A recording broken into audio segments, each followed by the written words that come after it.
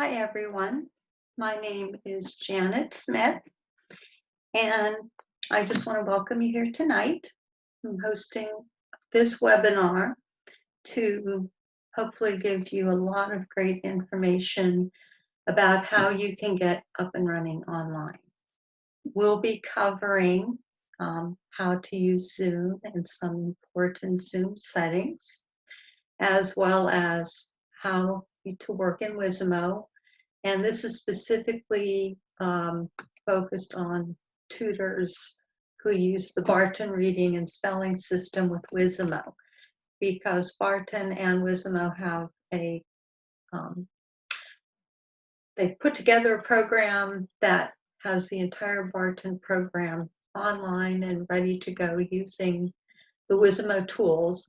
So I will give you a lot of information about that, as well as some additional information about lots of tips and tricks for working online. So this is a webinar format. Your sound and your videos are off, so I can't see or hear you. But what I will do is I will present some information and I will open the chat box.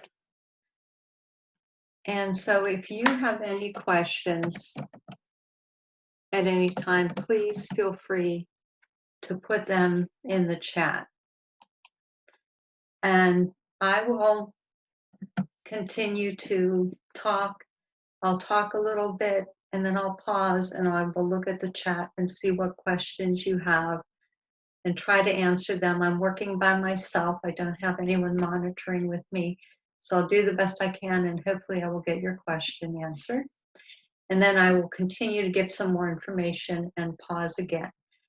And I am recording this, so I do hope to have a good recording and be able to post it to share with you so that you have this and people who aren't here tonight are also able to get the information. All right, so let me go ahead and get started. And before I start talking about Zoom and how and some of the specifics or Whizzimo, since we're in this full video view for right at this moment, I just want to take a few minutes to talk about what are things you can do teaching-wise right in this view with your student. Before you ever put anything up on your screen or attempt to share anything, there's a lot you can do right in this view. And basically, it's the same as if you were sitting across a table from your student in real time, because it's just across a computer monitor. So one thing that works very well in this view is when you are reviewing reading, or in this case, spelling, sight word cards. And I've always just done mine this way. I've never put them up into anything or tried to do anything fancy in getting them online. I just go through all the procedures that you usually do for the reading sight word cards and the spelling sight word cards, just the same as if I was in person with the student. And you can, at the moment that it's time for your student to do the writing, you can share your screen and have the Whizzimo whiteboard open for them to do the writing, or you can even do the whole procedure with your screen shared and your video in the small view. And they can see the cards that way too, and I'll show you what that looks like when I share the screen. So that's one thing you can do right when you're in the full view. Another thing you can do, even though your student can write and type on the computer screen within Whizzimo, you can also have them do it in this view. If it's a younger student, they might be very slow at typing. They might have a hard time writing with a mouse. So if they have a small whiteboard, they can write on it and then hold up their writing for you to see. And I have had a few students that I did that with, and that worked better for them, or they preferred it over trying to type or write on the screen. One little tip I would give if you're doing that is have your them get a dry erase eraser, because if they just have a crumpled up Kleenex and they're trying to wipe off their writing, it can take forever, and that becomes a real time eater. And you start finding out what things are real time eaters when you're working online. So that's just a little tip from experience, that will make that part go easily. But most of my students do their writing and typing online, and I'll show you how you can do that. I wanted to share this since this is open right now. Another thing you can do, if you have any kind of activity card, this is a phonemic awareness activity card I have from a set that I have. So they have to decide whether the two words rhyme, coat and goat. And I have a bunch of them I can just hold up in this view and do that with a student. So you might have some additional activities or things like that where you want to hold something up or do something, and this view works really well.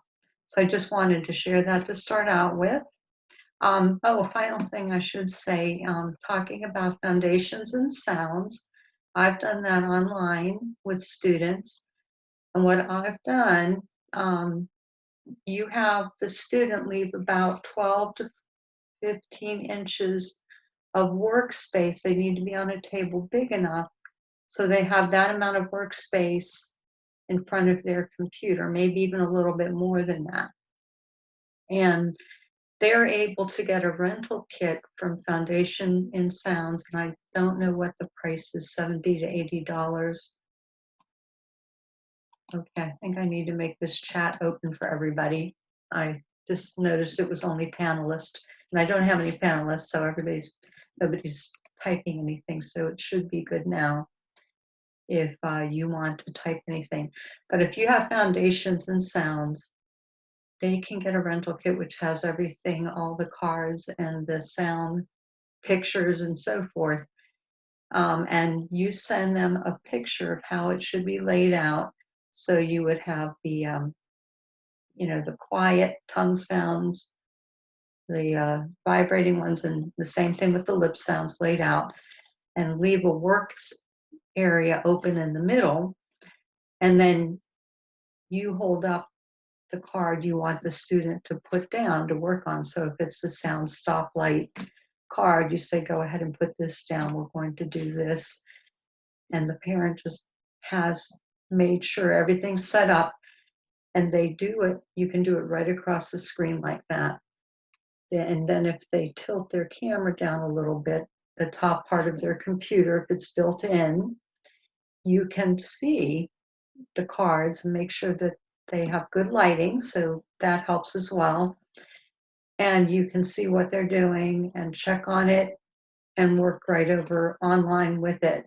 And it's nice because they're actually still doing everything. It's still manipulating everything themselves, which is a nice off thing, doing it that way, even though it's not as high tech. So that's the other thing I should mention in terms of some of the things that we use as tutors. All right, so you have your video screen open, and basically that's the first thing you do when you're ready to meet a student. You've downloaded your Zoom, it's on your computer. You can use a free account because you have unlimited time if you're one-on-one. Then you open up a Zoom meeting, and the next thing you want to do before you invite your student is to check your own video and audio. So I'm going to share my screen and show you how I do that. However, I'm going to be showing you pictures I've taken because in real time, you cannot see my Zoom controls. And I want you to see what you would actually be looking at when you do it. So let me go ahead and share my screen. So I'm hitting share screen. You don't have this on your tools right now because we're in a webinar and you don't have the option to share your screen.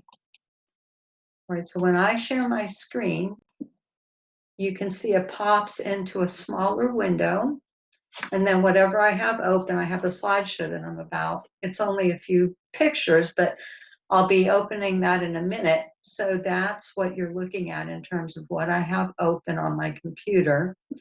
And that's the first thing I'll be sharing. And I just wanted to show you, you can still hold up the cards in this view as well. So that's just a little thing to show you so you see how that works. All right, so for 1 second, I'm stopping my share just because I'm now going to turn off my video. And I'll click on my stop video icon. You don't really need to see me for this part. So I'm just turning my video off. You can still hear me. When it's you and your student, you would keep your video on. But I just wanted to turn mine off, so I didn't have to think about that as well as everything else. Okay, so let me go ahead and make this presentation pane a little bit bigger.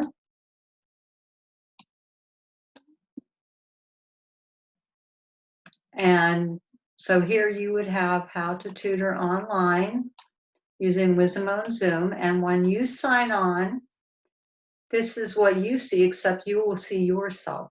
This is what I see in my video picture window when I sign on to Zoom before any student is invited.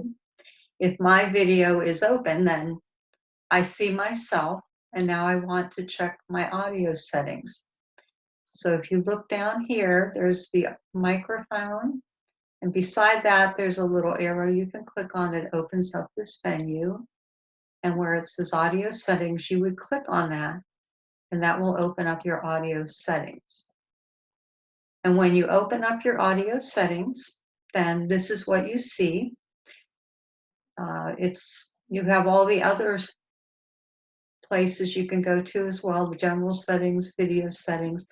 But here you can touch your speaker and your microphone and make sure that the speaker and microphone on your headset are the same ones that are selected here, and that you're hearing sound in your headset and that it's picking up the sound from your microphone.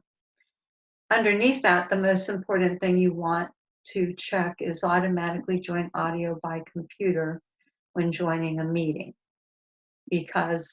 And I also walk my students through, I have a first meeting checklist where I talk them through doing the same thing so that every time they start a Zoom meeting, they don't have to remember to select use computer audio.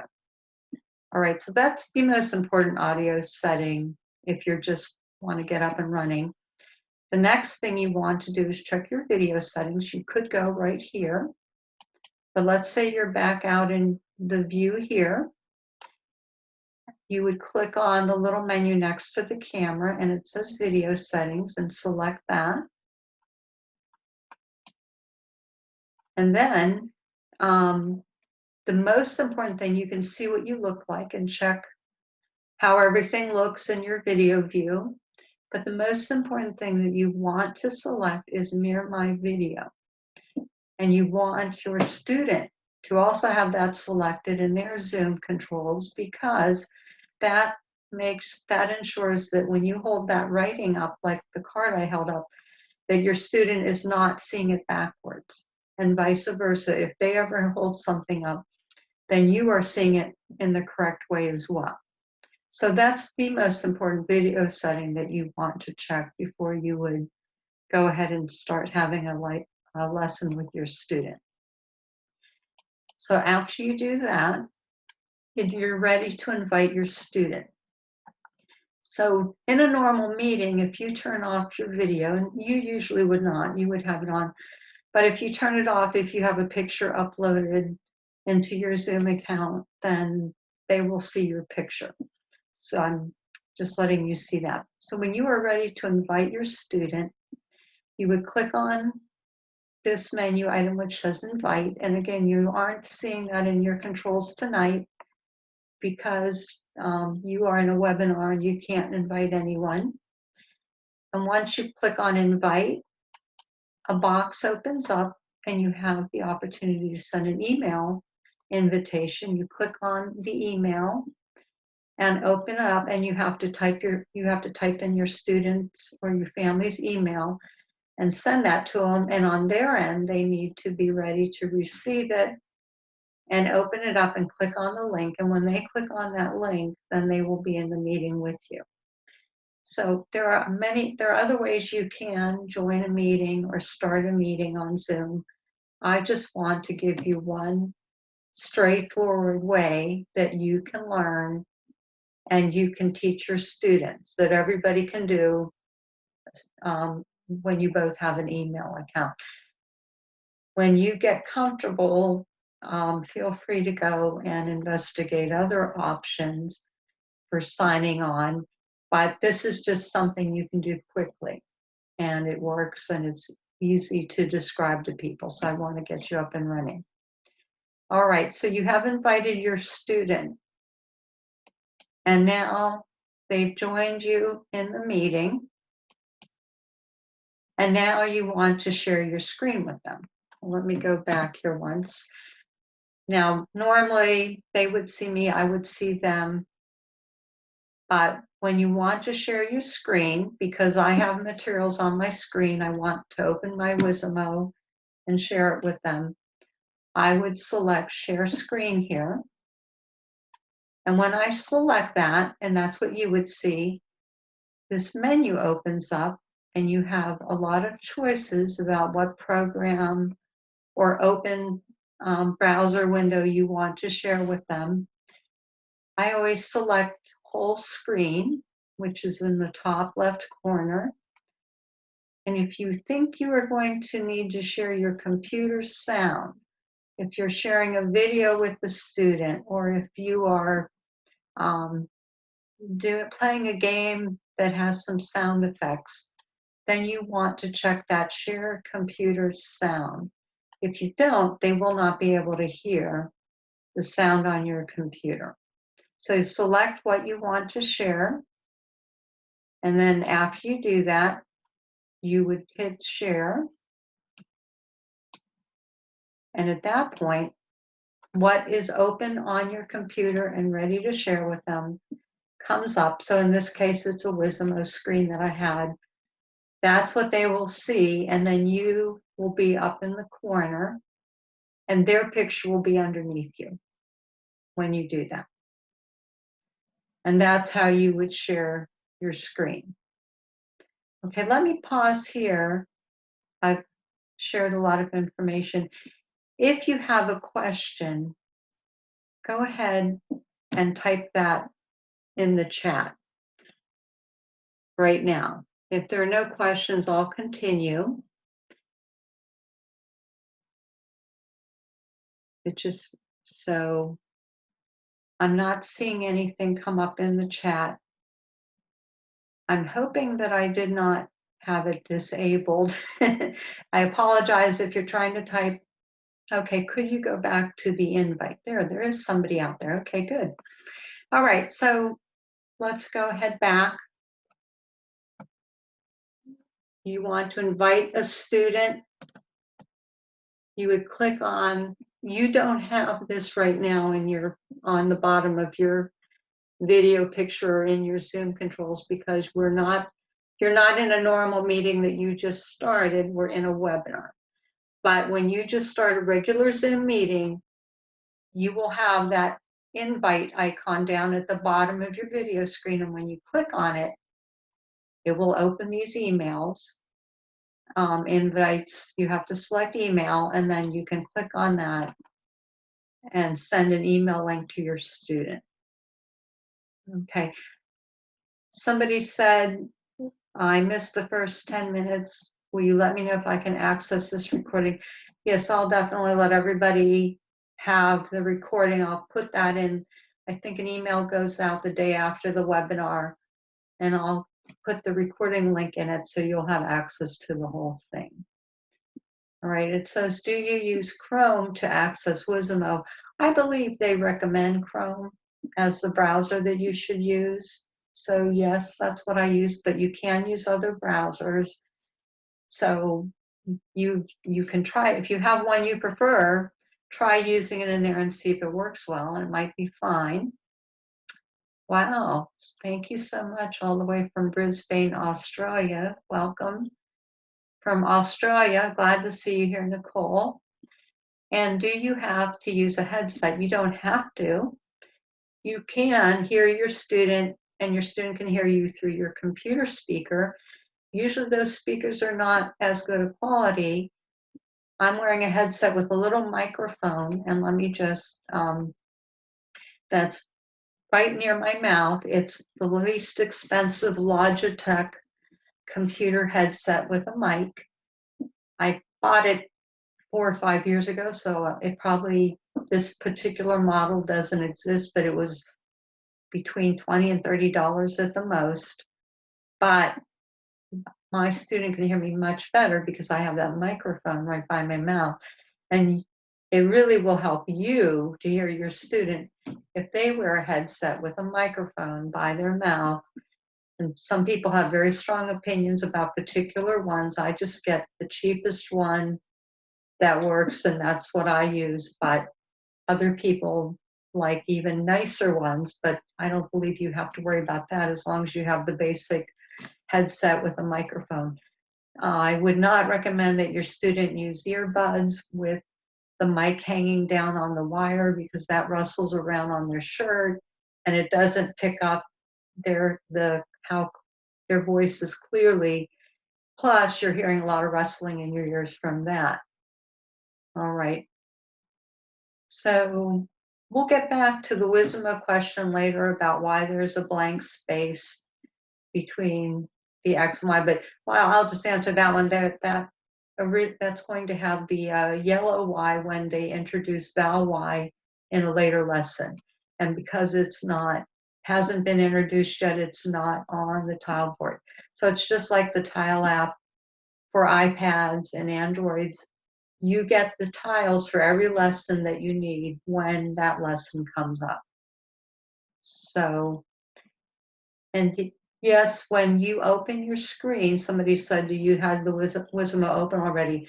When you're ready to tutor online, have everything open that you are planning to use, and then start your Zoom meeting and invite your students, so you're not spending time once you're already connected opening up things. That will save you a lot of time and make things go a lot more smoothly. Okay, does the student need to download Zoom in order to join my tutoring session? The first time they join a meeting, it will automatically download. So yes, they do need to download it, but it just happens automatically. They might have to say run or accept the download. So make sure you let your parent know that. But then once it's downloaded, it's on their computer. All right, so I'm going to move on here to the next information. All right, so I've invited my student and I'm sharing my screen. Now, at this point, and after this, we're going to go into my actual Whizzimo, and you're going to be seeing my actual screen in real time. But at this point, when you have your screen open, you want to share control with your student. So let me show you what that looks like. Again, you can't see the Zoom controls if I tried to do it live. So I took this picture. So when you would go and to the top of your screen, this menu comes down, pops down, and it looks like this. And as long as you have one other person, so let's say this is your student meeting with you, you have the option to share control in your screen. So this remote control icon shows, and when you click on it and go down, your student's name is there, and you select their name, and then it automatically goes back to what you were working on, and all they have to do is click once, and they have remote control, and they can move the tiles and do writing and do typing and everything that you have on your screen. So at this point, I'm going to go ahead, whoops, I don't know what. Just trying to get out of the slideshow here. So, because what I want to do now is actually share my Whizzimo. So let me point out before I do that, you notice there are a lot of tabs across the top. Now, I normally don't have this many things open when I have a lesson. I might just have my Whizzimo open and maybe one other tab of something I want to go to. There's a lot of things I have open tonight in case I have time or you have questions, I can go to them quickly. So that goes back to the point that when you are starting your lesson, before your lesson, open up whatever you think you are going to use and have them open. So if it's in a browser, if it's a website or something in a browser like your Whizzimo, open that up ahead of time and start your Whizzimo ahead of time and open it right to where you're at in your lesson.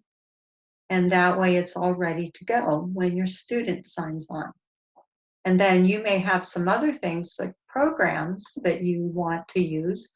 So down on my taskbar at the bottom of the screen, I keep a lot of activity sheets in OneNote.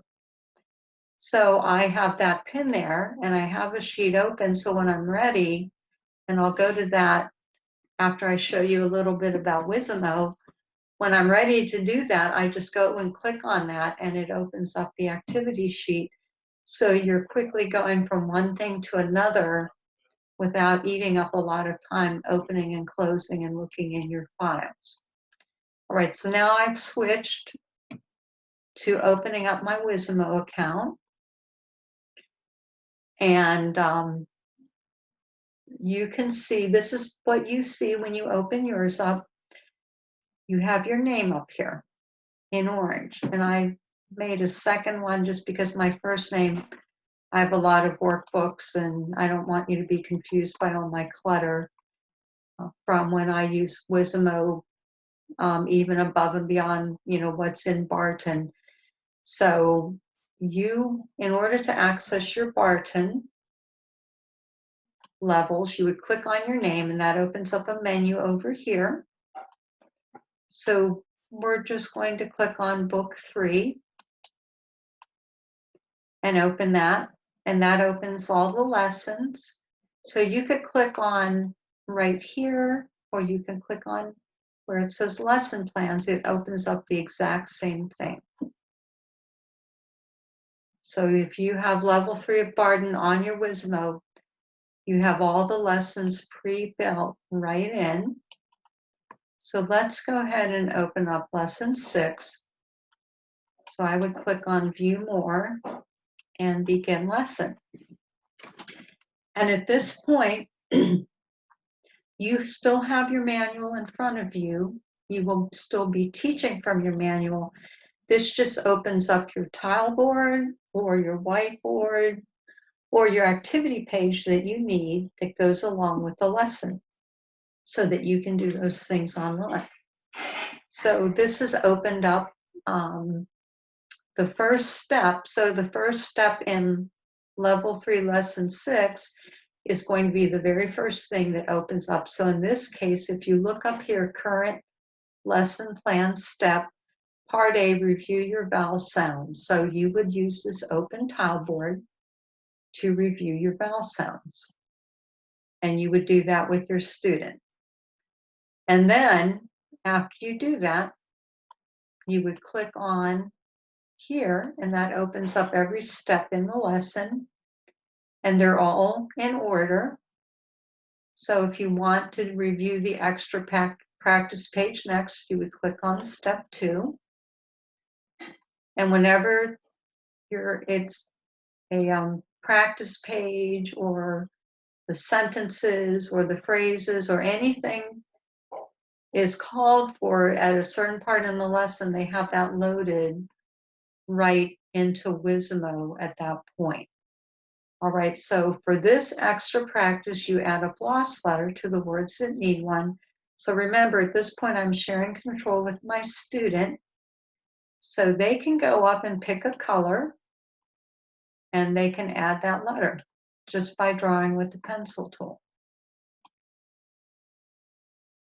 And if they're not happy with it, there's an undo arrow. But so that's one way you can get rid of things. If you hit the garbage can, it gets rid of everything. This page does not call for typing, but if you had to type, you just click on the text box key, and then you can type a word. If you click on it twice, you can see the actual text box and resize it, and you can resize the word. So that gives you an idea of what you can do with the text box. If this was a page where you had to see the whole page, like for example, if you had to connect one side with the other side, you can make this page smaller so that you can see the whole thing. And this page isn't that, of course, but I'm just showing you how you can do that. So that your student could connect, you know, the things that go together across the page. A lot of the activity pages are that format. Okay, so that hopefully gives you an idea of how you can work on the activity pages right online, and they're all uploaded right in the same order that they would be in the lesson. So after you do that, you might be time to go to new teaching one. I'm just skipping over the phonemic awareness warm-up because all I would do is open the tiles, close them, and open them again. So when you get to the point where you have your new teaching for your lesson, the words are built in to the tiles just as they are in the Tiles app, if you happen to have the Tiles app for the iPad. So you can do the same thing. You can do your blending and reading procedure for each word, and you use your manual, and you start just going through the new teaching the same way you do in person, using your manual, and as needed, you move on to the next word and the next word and continue through that new teaching. So it's really convenient. Everything's built in. And again, you know, somebody asked, why is there a blank here? That's where that yellow Y is going to go, and that's introduced in level 4. So anything that is going to be introduced will go in there. And you can see the one unit all has been introduced. More units will come down here. Right now, I have these tiles pretty big, but a lot of people say, well, what do you do when you get a lot of tiles in these upper levels? So let me show you a couple things. The easiest way to make a lot more room, if you go to the corner of your browser where the 3 dots are and click on that. I have this pretty big right now at 100%, but if I go to 90 or 80%, you can see there's a lot more room in here to fit a lot more tiles. Of course, you can always scroll up and down or sideways to access when you have more tiles. The other thing you can do is resize the tile bank or the tile display. So you click on here, this is the sizing button, and it brings up this little tab, and so I want them to be able to see the unit all. So I pull that down a little bit and then close it, and now they can see the all. So you resize it that way as well. And that will give you some options. And that's a problem. Like if your student was attempting to do this on an iPad, you can't do that. And also you can't share control with them through Zoom on an iPad. So that's why they recommend you should have a laptop or a PC in order to do the Zoom, Barton, Zoom, and Whizzimo online. All right, so that gives you some idea there. Let me see if there's another. I've shown you the tile view, And I forgot to mention, but your student can move these tiles. They just click and hold and drag. So they can move the tiles when there's a syllable, they can divide the syllable. They can make it open or close. Anything you would do to manipulate the tiles in real life, you can do here. And you just, by sharing control with your student, either you can move them or they can move them. You can access the pencil tool here as well. So if you wanted them to mark the vowel, you could do that, or anything else that you would like them to do. So all that's available in the tile view. And then the other thing I didn't show yet, when it's time to spell words or phrases or sentences on paper, it opens up a whiteboard, and then your student can write the words or they can type the words. And again, if your student doesn't like writing or typing online for some reason, then they can, you can open up your video screen just by hitting stop share, and then they can use a whiteboard for that part of the activity. So, and if your student has a touch screen, then they can actually use their finger and select the pencil tool and write on the whiteboard or anywhere else that you're able to write using their finger. They can also move the tiles with their fingers if their computer has a touch screen. All right, so I think I've given you a lot more information. Let me just pause here and open up the chat. Okay, so all right, and some people are just sharing information. Tony was saying she had trouble logging into Whizzimo today. She changed her password and was in contact with sales. When I logged on using Chrome, the problem was solved. So some of you also might be answering each other's questions, which is great. Please feel free to help each other in the chat. When you share remote control of your mouse, what happens when both tutor and student try to use the mouse at the same time? Okay, so when you share control, that's a good question, because you have students that can sometimes get out of control with such things. In order for your student to have control after you share it, they have to click one time and then they have control. But when you click one time, you have control back. And there's also a setting you can go to in your general, you would see it when you open that menu up that had the audio and video settings. There are keyboard shortcuts. So you can go in there and see what the keyboard shortcut is to aborting control, so your student no longer has control. But what I basically do is the first time I share control with the student, I say, okay, let me explain how this works. When I give you control, I'll tell you, go ahead and do something. You click once and you have control. But at any time, if I need the control back, I'll say, okay, stop. I need control. Or sometimes you could say with the younger student, hands up, and you can see them put their hands up. And you say, let's practice that a few times. So go ahead and take control and do something. Okay, stop. I need control. And you just practice that a couple times with the student, and that goes a long way to training them to stop when you say that. Now, if you have a student who is not listening to that, you can click under that remote picture where it says remote, and there's a big button that says abort control, and you click on that and they lose control immediately.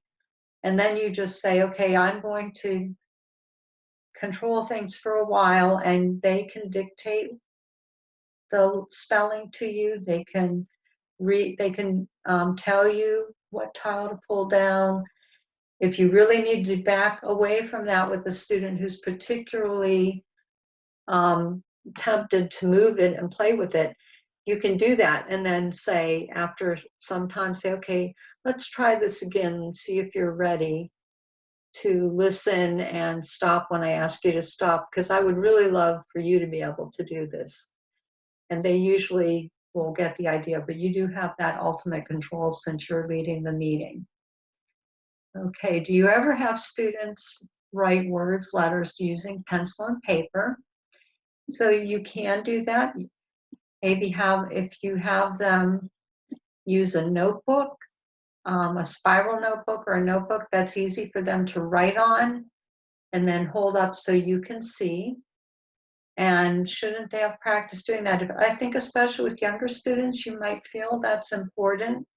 For some of your students, my students tend to be older, so that really doesn't come up in the same way for me. But again, you can do that, because if you want your younger student to write on that notebook that they have, and a spiral notebook's probably good, because then it all stays together and they have a record of what they wrote and they can hold it up to you. The other thing, if you really want to do that with a particular student, and they are able and to afford and get a document camera on their end, it looks like a lamp with a really bendable long stand on it, but it's like a desk lamp, but it's a camera. So the parent would have to position it so that you can see what they're writing. So if you were going that route and you really wanted to focus on writing and making sure they were writing the tricky letters the correct way, and they're younger and you feel that's very valuable, those are all things you can do. So, all right, you referenced a manual. Does that come with a membership? I think what I think you're asking about, I wrote a year ago a book about how to tutor online. And I wrote one version for Barton Tutors. So that book is like a manual for getting online. It has everything I'm telling you about tonight, plus much more information. It's been endorsed very highly by Susan Barton, and it fills in all the details that I can't get to tonight, and it provides step-by-step guidance on both Zoom and Whizzimo and the Barton piece. And then it also provides practice tutorials that you can do to get yourself comfortable. And it's not a long thing. It's maybe 32 pages with lots of, pictures and things to demonstrate things. So it's meant to be really like a manual to get you as a tutor, give you everything you need to know to get online and to save you a lot of time, including like a first meeting checklist, computer specs, requirements for online tutoring, everything. So that's what I believe I mentioned, or that you think you heard me say that. Okay, how do you play review games with your student online? All right, so let me go ahead and move to that part. So when you're done in Whizzimo, or you want to do some review games, being Barton Tutors, we are really spoiled. So let me just go to another website here. Basically, I'm just trying to think of what to pick here. Okay, well, it doesn't really matter. Okay, I'm just going to go back to this slides presentation. But this is one of my browser windows, and one thing I do, if you see up here on the bookmarks bar, where you would click, you'd have all the extra bookmarks that you don't fit on the bar, and that's where I keep all my games. I have links so that, oh, I want to play that review game, I can just click on that and say, well, since I'm a Barton tutor, there are these games in Barton. You need to, of course, have the password and need to own a Barton level in order to have access to these. And then you enter in, and I've been in them recently enough that I think my password was already in there. all these games. They're fantastic. So let's go to a level 5 game, and you can play them online with your student. And it's very easy to start them. And they're available right at the tutor support. So there's a matching game. Hopefully I can match when I'm thinking on the fly. So I don't know if this is a rhyming one. Yep, it is. So I got it right. So anyway, there's a matching game that you can play that is available to anybody in the tutor support area. Okay, she's also created all these Quizlet flashcard sets for fluency practice. And so, oops, I picked the wrong thing, sorry. Let me pick the right thing. Okay, that's Barton Quizlet. And again, you need a password, you need to own levels, so this isn't just something anyone can access, but they are all specific for each lesson and each level. So it's another great resource. Trying to think if there's another Barton one in here. All right, so one thing I wanted to show you, this was created by a Barton tutor, and she's had these games that she used a program called WordWall, and it's just taking a minute because I'm running so much on my computer for this to open. This happened the other day too. All right, so these are games that are like you could get a subscription to this website and you can make games by putting the words in. But this dyslexia training tutor toolkit has made all these games that fit the Barton lessons perfectly. And so if you make a one-time donation at their website for $14.95, I believe, you have access to all the games in every level. And you can see she has games for every level, and she's been creating more. And you can make this fill your whole screen, which we'll do. And then I have the sound on, so hit them all to start. And you can share if your student is doing this. So this is, I guess, picking moles that follow the floss rule. So, okay, that one is wrong, but you'll see what happens if they're wrong. All right, so that's a great option for games as well. And I have also written a book about how to find or make games online along with that manual, so that has a lot of things in it. I'll show you one other resource I have. I just have put some videos over time on like a little YouTube channel. The ones that are specific to Barton, if you have that How to Tutor Online book or the games book, those links are available privately for anyone who can click on them through those books, but a lot of these are available for anyone. So that's another resource.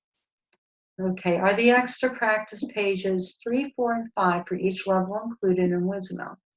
If not, can they be uploaded? Great question. All right, so that's where you have my OneNote. And what I've done here is I've created files for different things I've used. And I have my Barton file, and I have the Barton levels that I've uploaded. So here's where you can go to that tutor support site and download and save the extra practice pages into your computer, and then open them and use them in something like OneNote or another program. So for this example, only one word will turn it into a silly sentence. Or let's go to, we'll do it here. I could put the drawing tool up, and then I would have to circle the word that makes this a silly sentence. And you can do that right in OneNote. So it's really a nice option. One of the videos in the YouTube site gives a lot more information about how to upload and use files in OneNote. So that link is on, if you go back to the website page where you signed up for this webinar, I've included resource links down here. So right here, resource links for online tutor. There's a link to the YouTube videos as well as some of the other things I'm talking about. Step-by-step videos for getting started. That's just another way to organize a lot of what I'm sharing with you in case somebody can't come to a webinar, they can look through those videos. All right. Okay, so I think I've touched a little bit about review games. I'll show you one more thing. I'm just going to do it from here. I've made these are some games I've made on Google Slides. And this, you might not do this week one, you're just getting comfortable tutoring, but I made some generic games, and that's something I show how to do in the book as well as have a video link. But I've used a Google Slides presentation, and each slide just has one game that I made. So I keep it on this bookmarks bar and open it up, and then can play the game with the student. So move the pieces over by clicking and dragging. And if you want your student to roll a die, if you Google dice roller,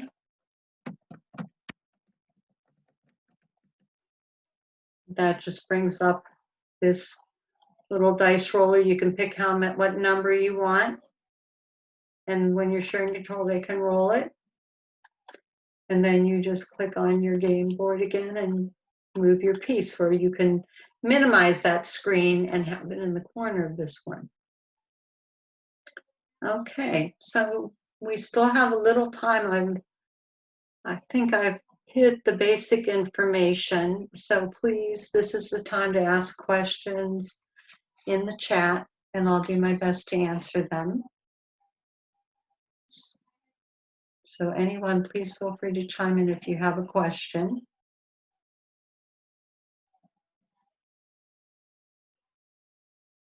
Let me see, I might not have scrolled down all the way. All right, I'm not seeing any more questions. Does anyone have any? Okay, can a Whizzimo account be shared with another tutor? Only if you don't use it at the same time. If there's even any chance that you are going to be tutoring students at the same time, you really need to have your own accounts. If you have one computer somewhere with one account and only one person will ever be using it at a time, then I think you can definitely share one account, but that would be the criteria for that. All right, it may be difficult to get headsets right now. Would it be okay to start with that? Yes, you can hear via computer, just it won't be maybe quite as clear and easy to hear. I mean, you're still going to be able to hear, and some people actually prefer tutoring without headphones, so it definitely can be done if you need to do that. All right, can you show us again how to abort a student's control? Let me see if I can find that page that I had up. I might have gone off of it, but I think I have it here if I can look. So if I go here, All right, so once this comes up,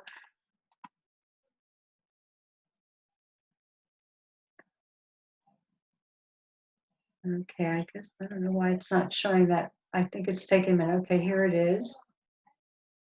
All right, so when your student, when you share control, this menu comes down and you click on their name. Once they have control, if you want to avoid control with them, you would go up and click on remote control, and there's a big, this menu comes down, but up at the top, there's a big red button you cannot miss that says avoid control. And you can also go into your settings. So that I had showed you when I was in the video and audio settings, there's a keyboard shortcut setting, and you will see, if you look through those, one of those keyboard shortcuts is for boarding control as well. All right, what's the average time for getting up and running learning curve? I think if you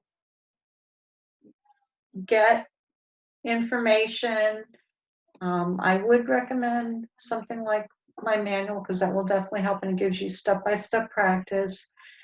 I think, maybe in a few days of getting things and exploring it, and a course like this is going to help you, this webinar is going to help save you a lot of time, because you've gotten a lot better picture by seeing everything.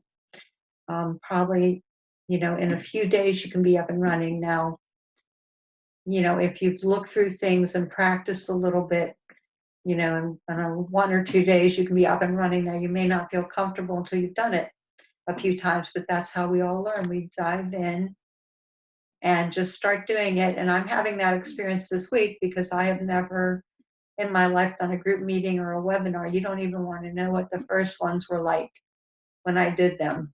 So I'm going to stop sharing here so you can see me for the last few minutes. So any more questions in the last few minutes here? All right, so some people are just sharing, do you charge the same rate online, in person? Absolutely, you're doing the same, providing the same service, and you even have a few more expenses having to get everything online. So I don't see any reason why you wouldn't. You're just simply teaching through a different medium. So preferable laptops, I have probably a fairly an HP.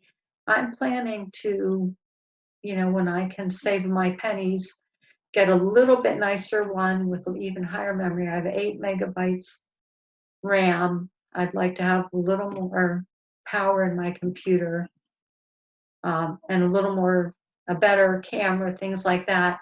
But this works just fine, most laptops.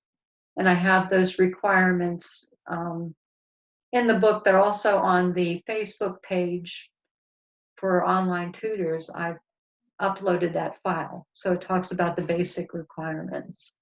So you can look at that. Okay.